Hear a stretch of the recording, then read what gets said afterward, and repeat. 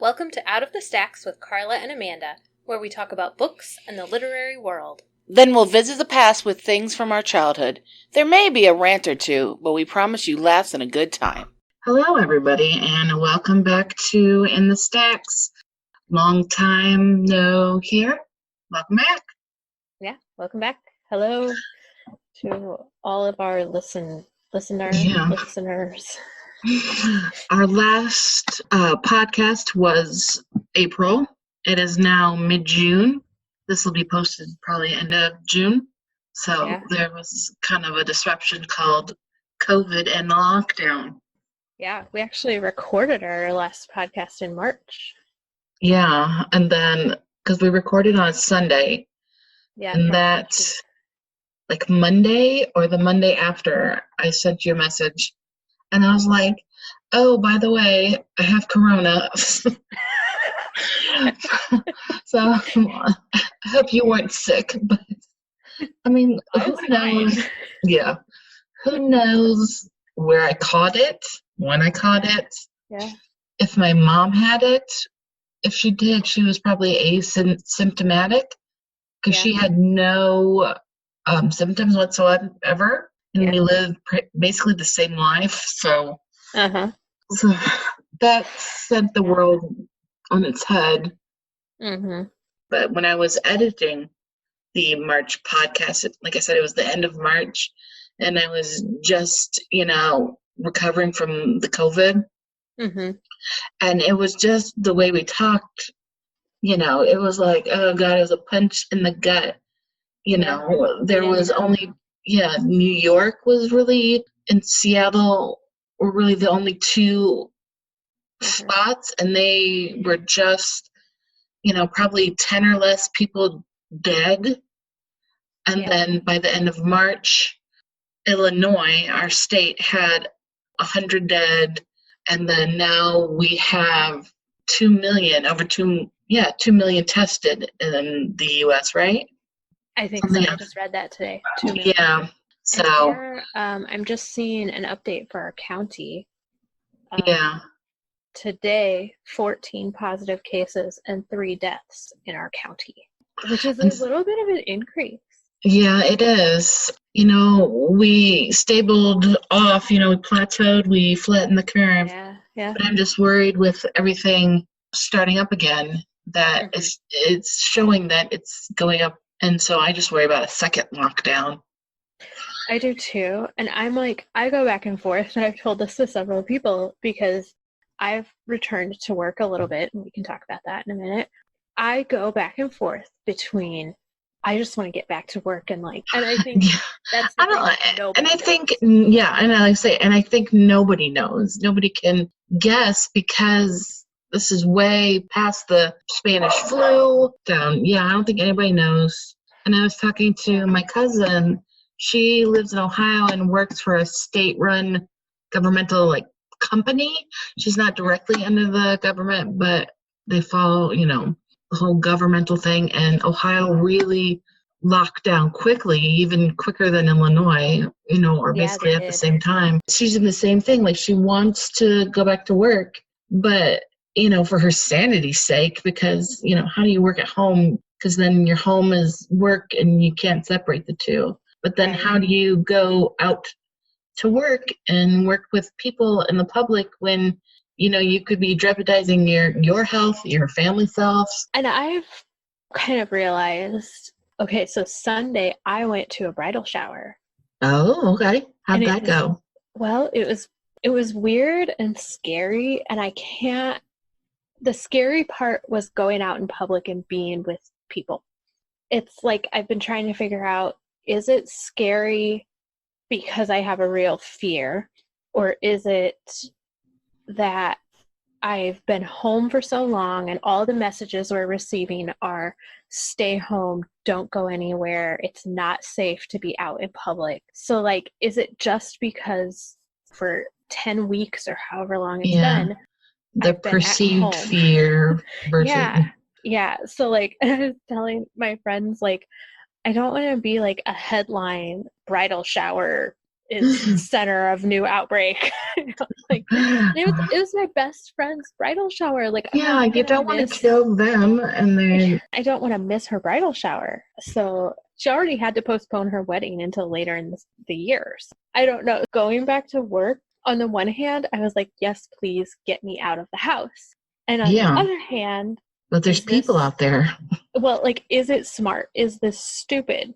I've been doing it for 3 weeks now. I'm not sick. Could be asymptomatic for all I know. But I'm also not, I don't have a lot of contact with a lot of people. Well, maybe I should explain what I'm doing. So Yes, I what is the normally, library doing right now?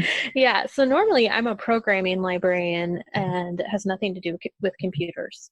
It does, Yeah, but it doesn't. It's not programming like computer code. computer That's programming. a lot of people think that's what it is. No, it's public events. My boss and I also oversee the meeting room calendar Mm-hmm. and summer reading and all of this. So at the beginning of lockdown, I started researching online summer reading program software and like really, really intensely dug into that comparison charts because it was all I had to do. Yeah. And so we ended up with Beanstack. I have fallen in love with. Yeah, it's a But really great. I've signed me and my mom up, yeah, and it's really great, user friendly. It's super yes. fun. And these people, Yeah. like, and this is like, we're not sponsored by them. I'm just giving them all this praise for free Yes. because they employ a librarian. Like, they have a librarian on their staff. Nice. And so many of these companies that make software for libraries, So, they don't know what libraries do. They yes. have no clue. So that I fell in love with them right there. So anyway, long process. I had to like basically rebuild our summer reading program from the ground up, got Yeah. that running. And then the library decided to do curbside pickup. And I think that started the first week of May, the first full week. And they started just with Yeah. managers, 3 days a week at 3 of our 5 locations. And I was like jealous. Like, why is it only managers? I want to come Mm-hmm. back. I want to do curbside. So 2 weeks into that, I got to go back, and not to my normal. I'm at the main library, and I was sent to one of the branches to work with my boss and a few other people out there. And for the past 3 weeks, I've been doing that Monday, Wednesday, Friday. I can only work 4 hours a day, which is like whatever. I could work more. I don't know. Yeah. But like, it's the same thing. Like, our management doesn't know. We've never done this before. We don't know Yeah. how many hours everyone should be working. I've been doing that, and we take calls from people in the morning, and then we fill their hold orders, and then between 2 and 4 in the afternoon, people can come and get their stuff. First day they did it. The first day they did it, they had 39 cars, and they were like, I'm gonna say, wow. yeah, I was maybe a week into the curbside pickup when I got my holds, and Yeah. I was right at 2:00, and it was a madhouse. Yeah, I don't mean, you come could at not 2. get through to say, I'm here to get my books. You know, you guys were Yeah. carrying 2, So 3 stacks or bags, our biggest day, we had 181 cars in 2 and that's hours. within 2 hours. Yeah, that's Yeah, within and 2 hours. there were 7 of us working, 2 people are on phones, and then 5 of us were running materials out to cars. When I took out my first order of materials, one of our signs had blown down because we have these, sand weighted A-frame signs that mark the spots. Mm-hmm. And people don't park in the spots, and that's fine. We've just kind of thrown that out the window. Like, if they can tell us they're near a spot, that's fine. Well, because you guys have like spot 6, and I'm like, there's about 60 of us here. Yeah. You know, I'm like, Yeah. Yeah. So I was taking this load of books out, gave them to the people. Then I'm picking up the sign. People are like standing out next to their cars with their phones, yeah, and they're yelling at me yeah, because no one's answering the phone. And I was, as politely as I could manage at the time, there are only 2 people answering phones, and all of you are trying to call at the same time. You're going to have to be patient. Phone system is set up. It is not possible for more than 2 lines to ring in from the outside. mm-hmm. So it's not like we could put more people on the phones, and that wouldn't matter because we only have so many people there anyway. It's a whole mess. It's a valiant effort, and I think you guys are doing a great job. And it's not the Trying. library's fault, No. but again, guys, this is new to everyone. Yeah. Nobody knows how to do this and what to do. Right. Everybody's trying their best. You be patient. For the most part, those kinds of people are in the minority. Most people are so thankful and they're like, oh my gosh, thank you for all you're doing. Which also feels a little weird because I just brought you some books. Yeah, but I've been thinking like drive-through, like pharmacies, and even like the food people. But I'm just like, thank you for staying open. I would have thanked the person who handed me my books, but she was like, here, bye. And I was like, well, we were probably in a hurry. Yeah. I mean, that was like at 2:05, so. Yeah, please don't come right at 2. Oh my gosh. Although it's slowed down like this last week. That's good. And we've had this one patron has brought us snacks twice. Talking like she goes to Walmart, she gets cupcakes, cookies, chips, dip, like candy, and brings us 2 or 3 grocery bags full of snacks. Like, that's nice. Yeah. That one person makes it, all worthwhile. Yeah. I mean, we always get a lot of guff, working in the library and with the public. But they're, those few and far between, sadly, that really just make up for it. There are people we are happy to see. Some of my friends have come to pick up books. So I'm like, oh my gosh, if this person calls, I want to take their stuff out. And that's because I'm not going to see them otherwise, probably. When I was picking up my books, I wanted to like chat with you or a couple other ladies, but it was just a madhouse that I'd want to be like, oh, hold on a minute. Like your books had disappeared and someone was like, did anybody see Amanda? And I was like, yeah. What? Like we had no clue you'd been there. It's crazy. It can be really nuts. And I'm sneaky. I'm a ninja. We're getting like great exercise too. Yeah. But here's a pro tip for people when you go to pick up your books. We know we're getting a lot of steps in. You don't need to tell us. Oh, you must be walking a whole lot. Boy, you're sure getting your exercise. Yes. Oh, I didn't realize. Thank you for telling me that. Oh gosh, yeah. I mean, like one day I had 12,000 steps, and most of them are between 2 and 4. It's crazy.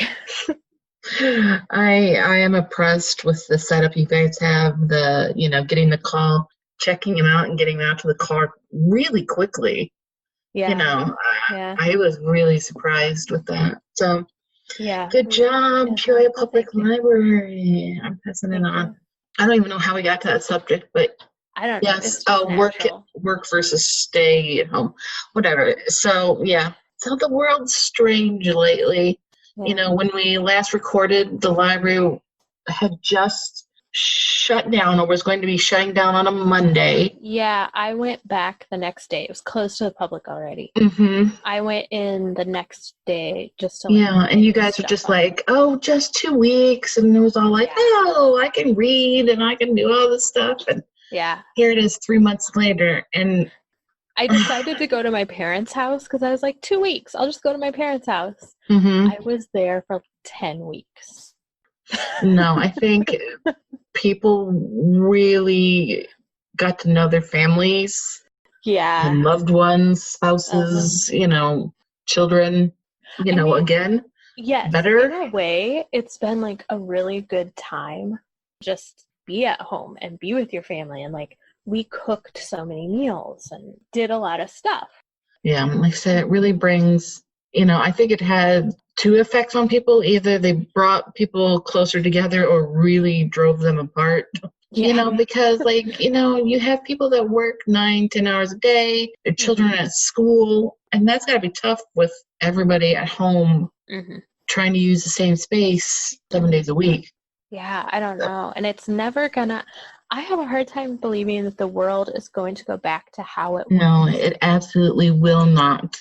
Everybody wants to get back, get back. You can't ever go back. Yeah, you gotta go forward. It may come to a new normal, but it's going to be a new normal.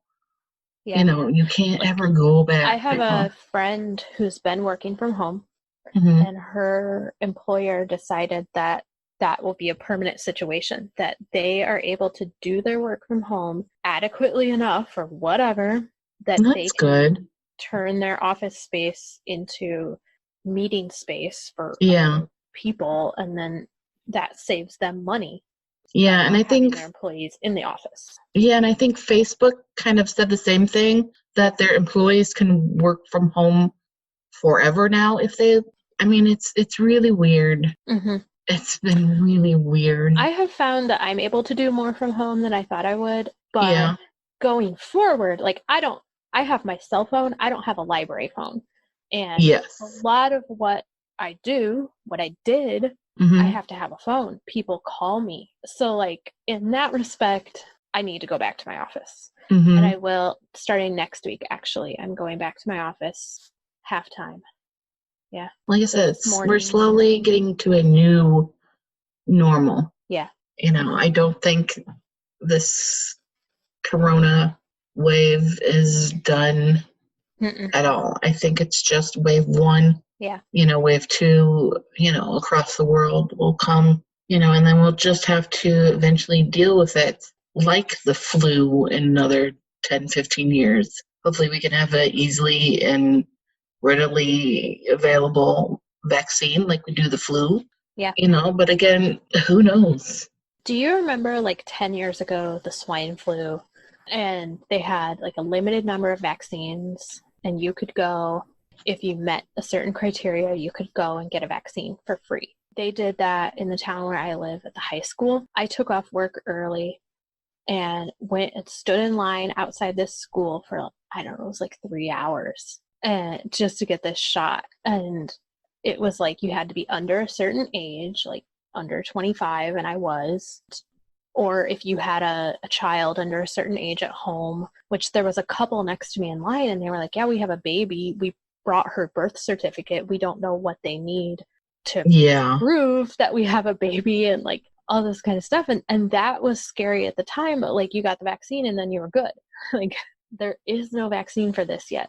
But I wonder, like, when there is a vaccine, are they just gonna line us all up, hold out your arm? I mean, they did with our parents' generation, with the polio and smallpox. You got that. Yeah. Well, where you tapped in the arm. There's a whole lot of ifs in the whole. It's so when there's a vaccine. So many unknowns. And I don't know if they'll make, people have to pay for it. I mean, the flu shot right now is free, but they've been doing flu shots for, a long while. And so they can afford to do it for free. This is a brand new thing. And so, and again, nobody knows what's going to happen. Right. So, and it's just a weird thing where you don't know about your future, even like day to day. And so you can't, next Tuesday, I'm going to go, to Costco or Target to grab something or other. You have to make planned runs and quickly, right. You can't just stroll around and. Yeah, it's not like, I used to like run over to Target after work to get one thing. Yeah, you have to build up a list. I have not been in a Target since March, February, I don't know. And I miss Target. Yeah. Not that I went to Target a whole bunch, but I miss the option of just being able to go and stroll the aisles. Right, and, oh, well, maybe I don't need this, but Target says I do, so there it goes in my cart, Exactly. Like, have you seen that meme that's like, you don't go to Target knowing what you're going to get. You go to Target and Target tells you what you need. It's true, though. I appreciate Target for telling me this is what I need. Yeah. I mean, so many things I wouldn't have if Target told me. My life would be empty without these meaningless Target things. Now it's full. Yeah, exactly. So. Anyway, should we talk about books or something? Yeah, maybe we should talk about books. I mean, we've been, locked down and the world is slowly reopening 3 months later. Yeah. You and I both said, we have tons of bookshelves. I have like 5,000 ebooks on my Kindle. I'm not exaggerating. Yeah. And I was like, I'm going to read so much. And I think in the whole 2 months, I've read 2.5 books. Okay, well, I'm looking at my Goodreads. Yeah. And I've actually read 9 books Oh, well, that's good. One of them was an audiobook. Okay, well, never mind. But But yes. I am behind because you can Yes. set a challenge in Yeah, Goodreads, I do. and Yeah. it says that I am one book behind, and that Oh, really well, bothers that's me. okay. I haven't looked at my Goodreads, how many books I have, because I was reading a lot, January through March. But just these past couple months, I really just wasn't in the mindset of Yeah, reading. I just, so much on my mind, so much worry and anxiety that I yeah. couldn't concentrate on the stories and the images that the author wanted to tell. And I so, think, like, I would read a book and get like maybe halfway through or 70% through, and then I was just like, the last 30 just were a struggle. It took me three yeah, weeks, and I'm just like, I'm I done with this think that story. like there's so much weighing on our minds right now. I can't read anything that like is too serious. I just read, okay, I'm going to get specific here. I'm actually going to name a title. I just read Oh, okay. The Flat Share by Beth O'Leary. It's an adult fiction. It's a British author. It takes place in London, and it's Okay. about these two people who share a flat. They actually Hence the share a title. bed. Okay. Yeah, they share a Oh, bed, okay. but he works nights and she works days, I and can they see never that. see each other.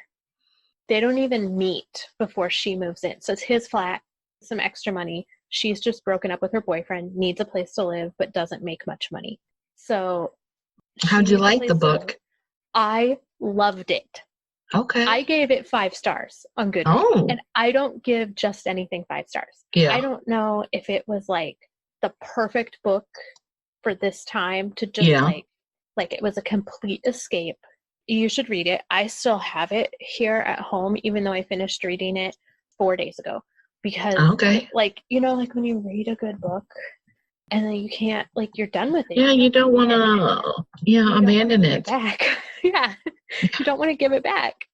So I loved it. It was great. There are some serious parts to it. Like, Okay. spoiler alert, the ex-boyfriend is abusive. There is that. It was just so good. Yeah, I'll put that on my list. Do it. Well, I finished up a book. I don't even really remember. I mean, I remember it, but it's so out of my mind now. But the last book I finished, it was called Pinhole by Glenn Cooper. And it's really hard to describe. Um, I struggled with trying to like write a synopsis so I could have notes to do this. And I just like, well, where do I start with the story? But it's this scientist and her boyfriend. It's in England, not London, but it has a big, they're working in a lab that is creating a particle collider, like the Higgs, whatever, the Higgs I don't know. motion. No, I don't remember what it is. I know what it's called, but I can't think. Yes. The But they're book. building one that they want to connect, that one in not Sweden, Switzerland, and the one in Yeah. London. And so they want to do that. Well, they turn it on for a The Hadron. Hadron. Yes. Yeah. Anyway, they turn it on and she disappears. And in the place, there's this slovenly, foul smelling, violent man who runs out of the lab. The male character is the boyfriend. He's head of the security at the lab. But they figure, okay, we did something, and she and this man that appeared swapped places. So the boyfriend goes to this place she's been taken to because they don't know where they're at, but they both have gotten transported to hell, capital Hell, hell. And it's like regular Earth, but it's always like overcast and rainy. But they have all people of all, because it's Earth, so they're people relatively where they died, the English and the England, kind of French and the continent. Mm-hmm. But there's everybody from different time periods that are mixing, they're kings of these countries. And so she's kidnapped and transported to Germany, which has a very old king at the time. And also Himmler is like his chancellor. And so, like I said, or both of these worlds are mixing. And so he has to save her, and then they have to get back to London in the exact spot that they both appeared to then like come back. And so it had some really good, the story was interesting, and I really liked it because of all the historical characters, and they had some big name characters, like Stalin was, in Russia and, charge of Russia.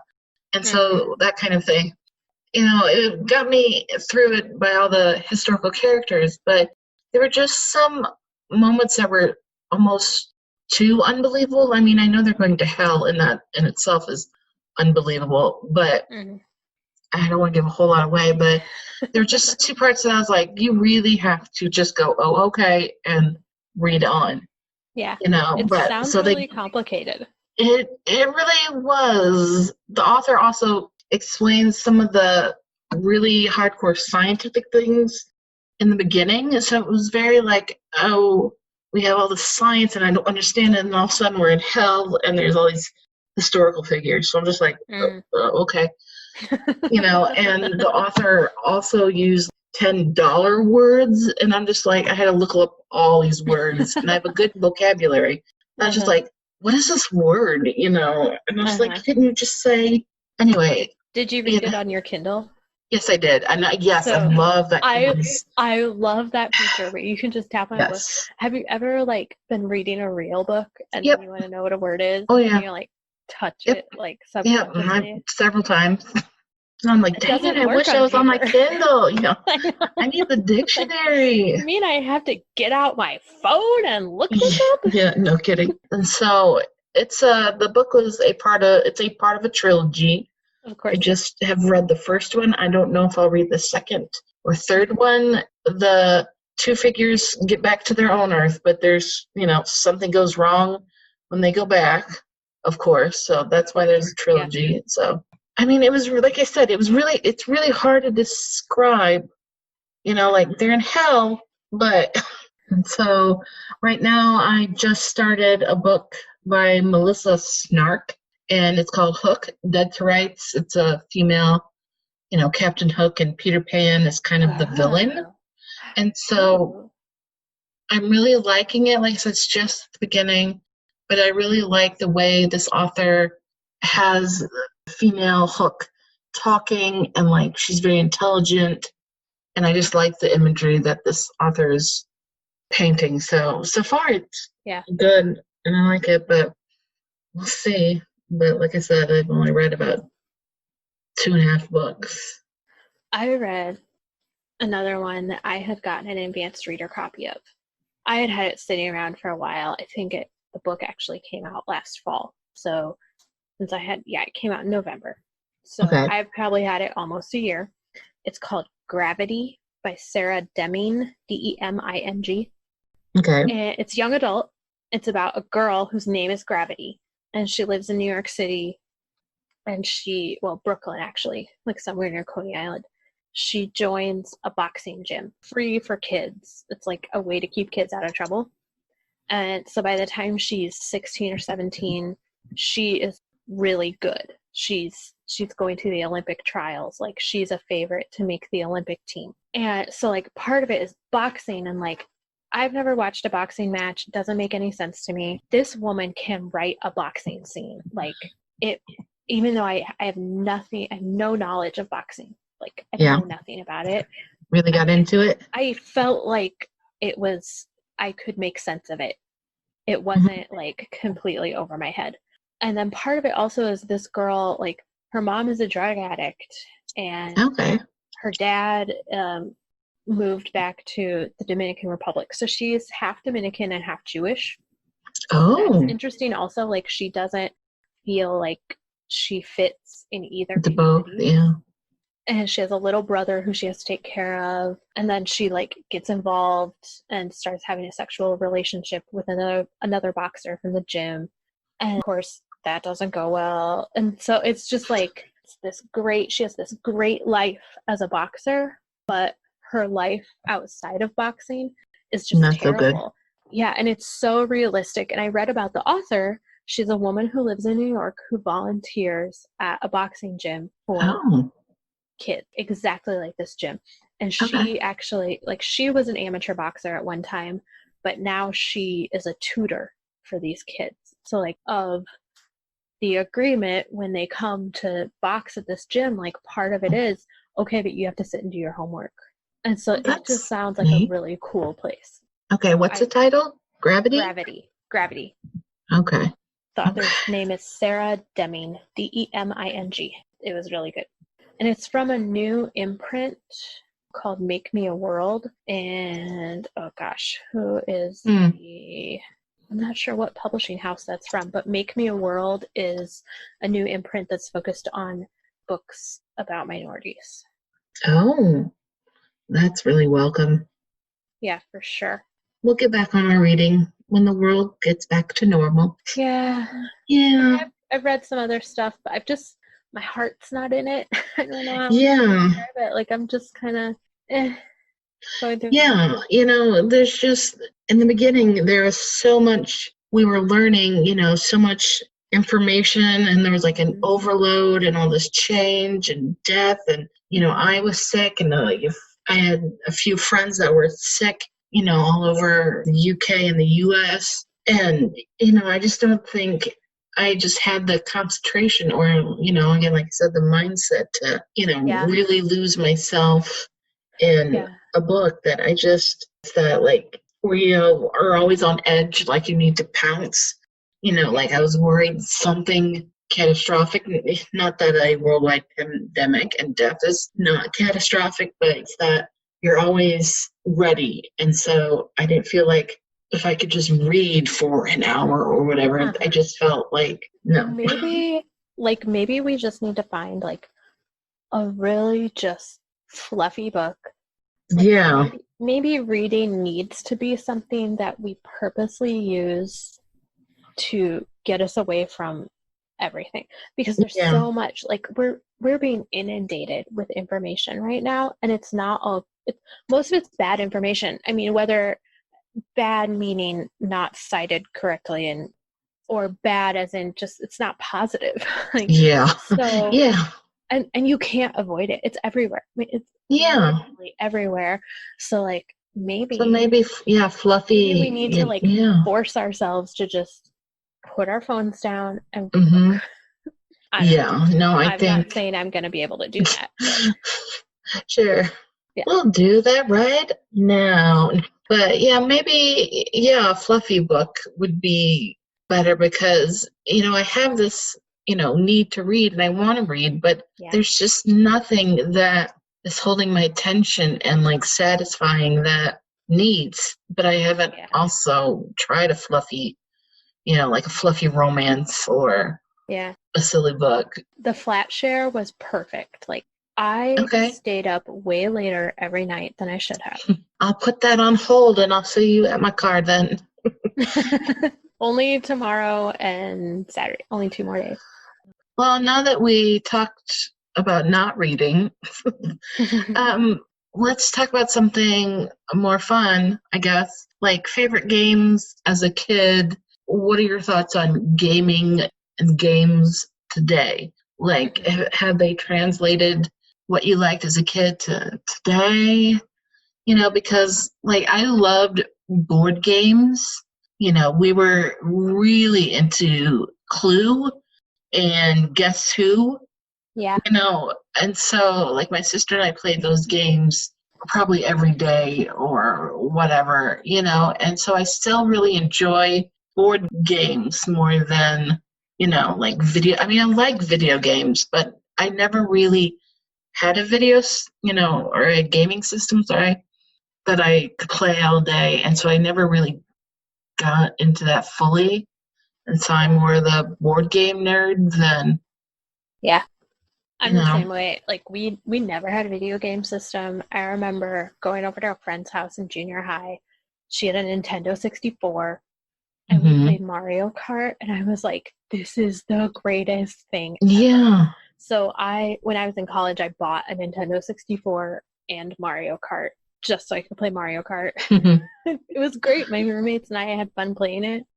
Yeah. Now I can play Mario Kart on my phone. There's Oh, I didn't know there was a phone version. Oh yes, let me tell you. Oh. It's Let me set down my book and grab my phone. yeah, it's so addicting, but it's so good. No, And it's we played Clue a lot. And uh another favorite game that my nieces also enjoy was Pretty Pretty Princess. Did oh, you I've ever play never that played that one. game? Where No. it's just you would spin a board and you'd get a color and you would have to get, and these are all plastic fake, 90s style costume jewelry, but there'd be a Yeah. ring, a necklace, a crown, earrings, like they were clip-on little plastic earrings. And so Mm-hmm. you had to get all your pieces and then you'd be the pretty, pretty princess.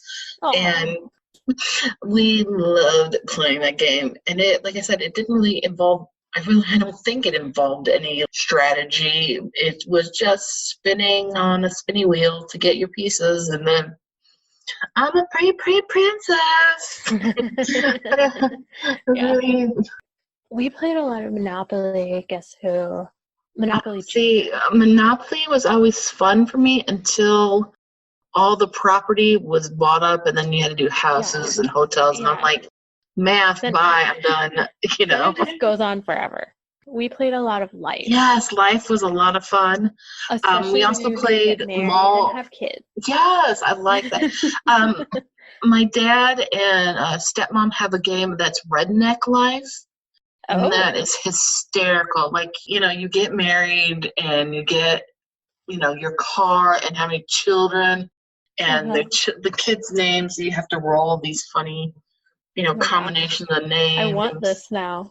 I mean, it's hysterical. I really Oh enjoy my playing it. It's gosh. funny. So, Red Night Life, yeah. We played Wow. Mall Madness. Did you ever do Mall Madness? No. It was like a big shopping mall, and you had your money, and you had to like fill out this card you had of different like styles and shops you needed to go to. And so you would have your debit card or credit card and you swipe it and then they'd be like, ooh, sale at the fashion boutique. And so it was a big deal. And I think we even have one maybe when this lockdown goes a little longer and people are starting to get out, we'll play a Mall Madness round because it's Yes. it's really funny. And we also had a game called Ask Xandar, where it was a wizard and a magic ball, and you had to ask these like yes or no questions, and then wave the card over his crystal ball, and he would say, like yes, no, and I remember one of the answers was definitely, and so that's how I learned to spell definitely because he would say it a little weird, and so I know how to spell it because how it says. He says it, Yeah. but wizard game. It was a big piece and just a wizard and it Nice. was like a magic 8 ball but cooler. Yeah. Sometime in junior high or high school, we got the game of Risk. See, I've never played Risk. Okay, don't. It's terrible. Okay. But Because I am not a good strategy kind of person. My I'm not strategy is no either. strategy. Like And literally, my that's my cousin, he's 4 months younger than I am. Like we've hmm been close our entire lives. Grew up next door to each other, like very close. He is ruthless at that game. It was not fun to play with him because yeah. he would choose the red pieces and he would start in Russia because he wanted to be communist Russia and like take Okay. over the world. Well, see, I like games that are like nation building or civilization building. But when it Yeah. comes to like the levels, mostly video and like phone games, computer games where you have to go to war and fight other. I'm just like, I'm Yeah. done now. I just want No, to yeah. build my city and make it, I'm like, I don't want to I've suddenly fight. discovered I'm a pacifist. Yeah. Again, strategy. I'm not good at strategy. I'm like, well, whatever. What kind of games do you like as an adult? Are you still liking board games, or have you just kind of dropped games altogether? I don't play a lot of games anymore. I sometimes, like mostly, it's at my cousin's house. So he's married and has a couple Mm-hmm. kids now, and he and his wife have a lot of games. And so sometimes I'll go Yeah. over there, and after the kids go to bed, then we just play a board game. Yeah, I always, join games or join people that have games that are big board Yeah. game people. Like our friend Katie. Yeah, that's what I'm gonna say. Katie She has loves board games. tons, She has and she has some really good ones. Yeah. But again, it's they're more adult and strategy and right. thinking, and I'm just like, I just want to And it's play. like taking the time and being intentional about like, let's get together and play this game. And So it's a lot harder. And like, I live with my sister, and the two of us are not going to sit down and play a game together. Hey sis, let's play again. Yeah. We did that growing up. That's fine. We're not 8, so yeah. So I do enjoy games like Settlers of Catan. I've played at my cousin's house, and that actually is a really fun game. And like some other friends of mine, we've been to their house for New Year's Eve, and like again, after the kids go to bed, you pull out the board games. All right, this is cool. But I don't know, like I don't hang out with friends a lot. But yeah, you specifically have game nights constantly. Yeah, we don't have game nights. We go places. I always want to, but then I'm just all like, I never like follow through with thing, forcing people to pick a date or a night to like, this is what we're going to do. In high it's school, like, oh, whatever. Yeah. In high school and college, and then like right after college, some of my friends at home where I grew up would have a bunch of people over to play card games. And that we played a lot of card games in high school. I never got into euchre. A lot of people were into euchre. No. We played one called Hand and Foot. I don't know that one. Like you have to have like 4 decks of cards that are all mixed together, and your teammate is like whoever's across the table from you, and it's this intense long game, but it's fun. It's really fun. Really? So like I would have to look up the rules. Hand and Foot. Good. You have to have a lot of people though. We played a lot of spoons. Yeah. Did you ever do that one? Yeah, that was. Yeah, we did that a lot in high school. Played a lot of spoons. I can do hearts pretty well, but again, my strategy is to not have a strategy, which really pisses everybody else in the card game off. Because I'm like, I don't care if I have the highest scoring cards or the lowest. I'm like, I don't care. It's fun. Yeah, card games are a big thing, and there was a couple of them. I only really remember spoons, and there was another one that we played a whole lot. I don't remember it, because that was like that was over 20 years ago. Oh God, I'm so old. Carla, I'm so old. Oh my God. I was just gonna jokingly say, "Oh, that was decades ago," but then I was like, "No, literally, it was decades ago." Yeah. Okay.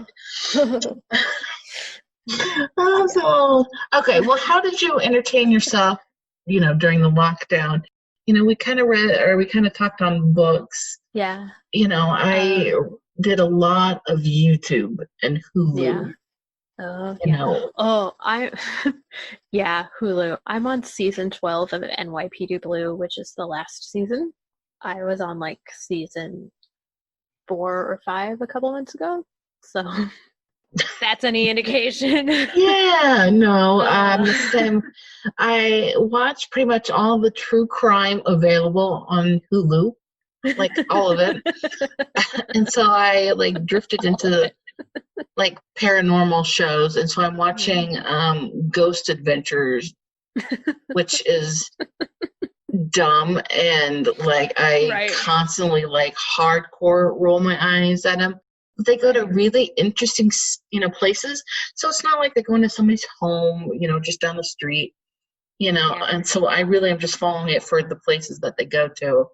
But literally, I scoff and roll my eyes so hard during the Well, whole entire show, here's the and other thing. I'm on end of season 6, so Well, I'm that's the still other going. thing. Like, I had the best intentions about what I was going to watch. Yes.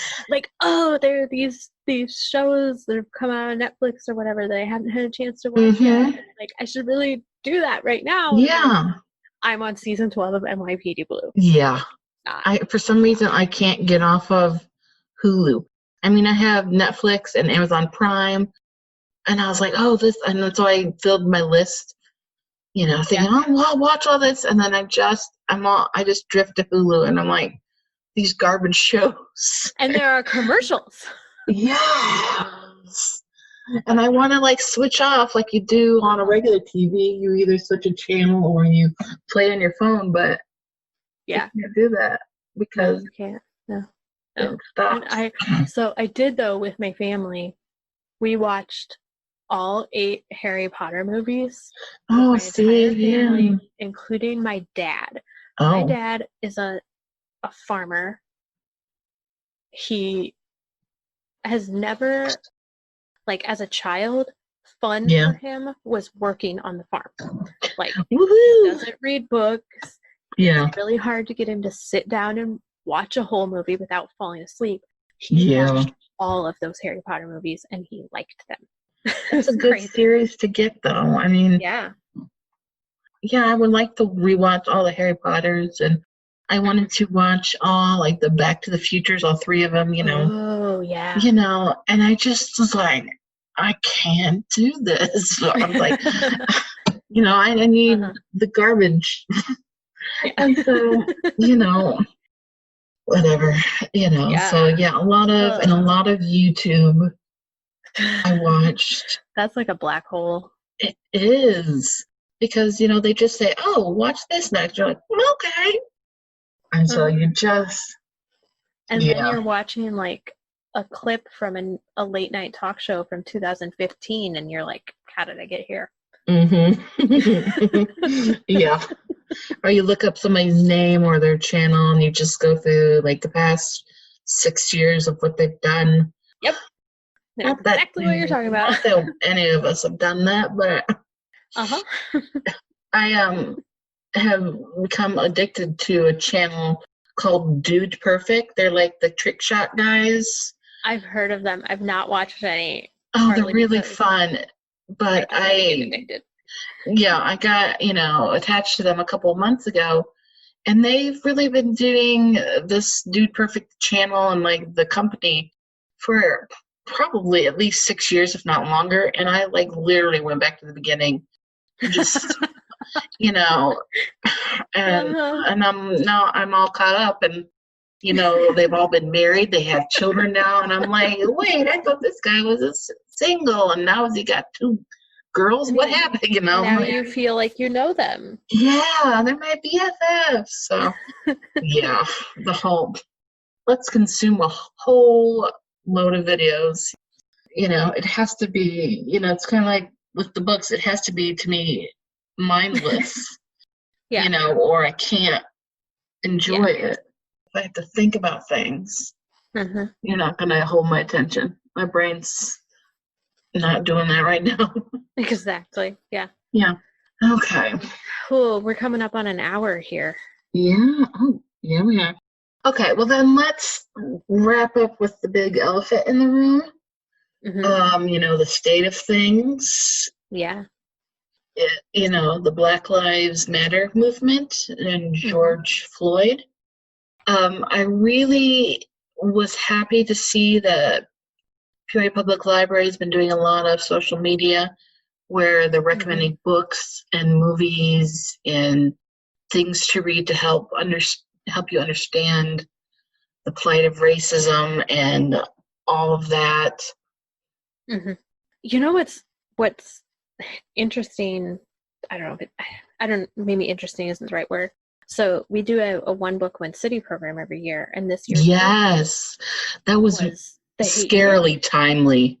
But we didn't get to do like any of the programming. Yeah, I because know. of That's the what I was thinking pandemic. when I was typing this. I was like, We actually had a yeah, meeting this morning where we talked about it, and we'd like to try to do the programs we had planned yeah, like over Zoom or something. yeah. And because we were talking about waiting until next year and just reusing the book, and I was like, You need to do it shouldn't now. we do it now? Yeah. Yeah. So hopefully we're gonna probably next week I'll be in. Yeah, because there was a lot of programs. You guys were like halfway through, your lineup.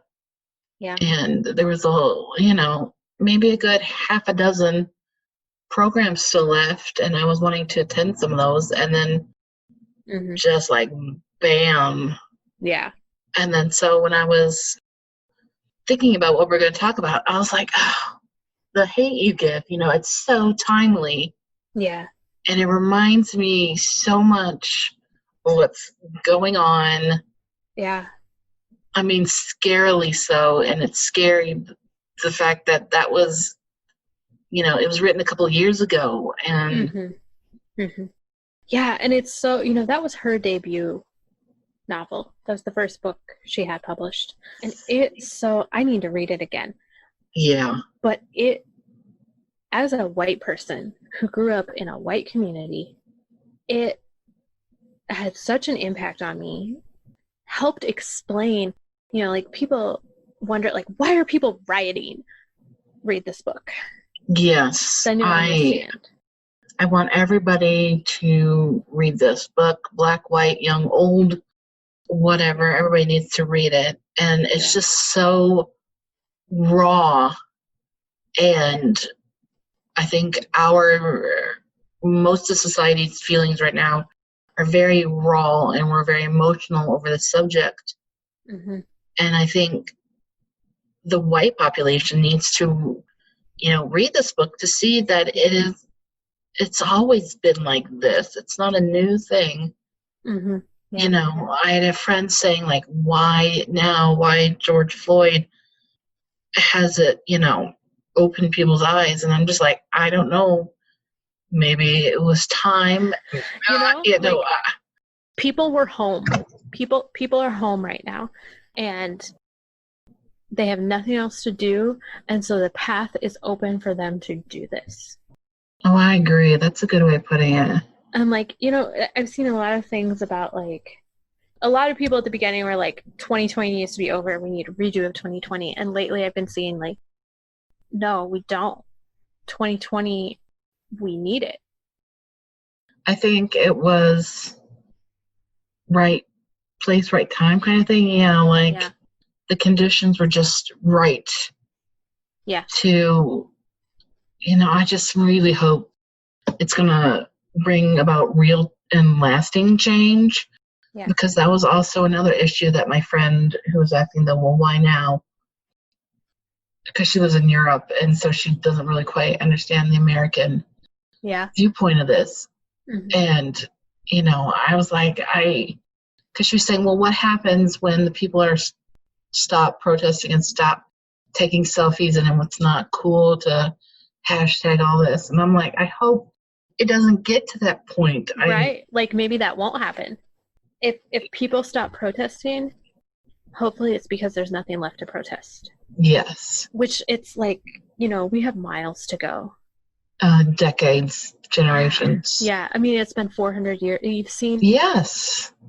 Oh gosh, there's this video, and I can't remember the woman's name, but it's on Instagram. It's been floating around Instagram, and it's this woman who's standing out in front of, like, yes, I've seen it. Starbucks, and she was like, you ask us why we're rioting. It's because for 400 years we did all the work for you, and then for 50 years we were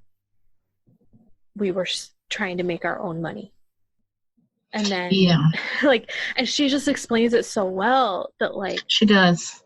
Look, this is how it's been. Yeah. And, she says something about they didn't break the promise, we broke the promise.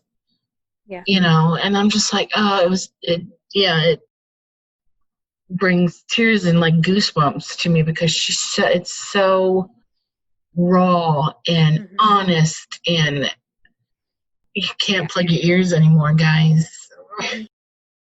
I want to give a plug to a bookstore. So I'm not a super outspoken person on my social media. Like, what can I do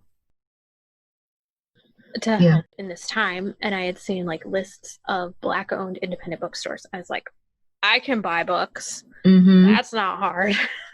I looked up and I wanted to buy from somewhere in Chicago, and there's a bookstore called Semicolon Bookstore. It's been open for like 1 year. Black woman owned bookstore, which is significant in and of itself. Yeah. There are not that many Black women owned small businesses in the country. Like, it's rare. So Black woman owned bookstore, Semicolon Bookstore.